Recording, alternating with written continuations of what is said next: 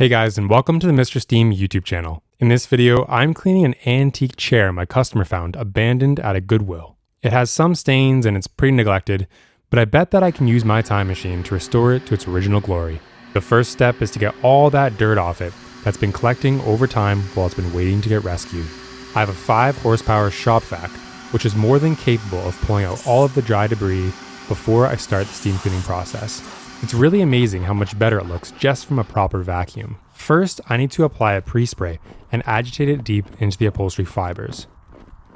I'm using a nylon brush on this piece because the fabric is old, and I want to be 100% certain that I won't rip it or have it get damaged from my brush.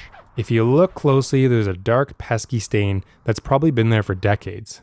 To get it out, the first step will be to spray it liberally with my stain remover. Next, I can extract all of the pre-spray using my Ninja 200D. It's a $3,000 machine, but it's paid for itself 100 times over by now. It shoots hot water into the fiber and simultaneously sucks it up into the waste tank of the machine. The stain is mostly gone, but it still feels kind of sticky. In auto detailing, I run into this a lot, so I'm prepared with my bottle of Goodwill. I can steam that sticky stuff and loosen it from the fabric. Then pull it out with my Ninja extractor. It worked so well that I decided to give the rest of the seat the same treatment. There's decades of gunk stuck in this seat.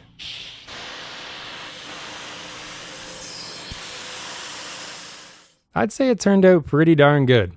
Now it has all of its antique charm with none of the grossness of being old. I made a few bucks cleaning it, and the customer can now enjoy her restored antique. Like, subscribe, and hire Mr. Steam in your area if you have a piece of furniture that needs to be restored with steam cleaning.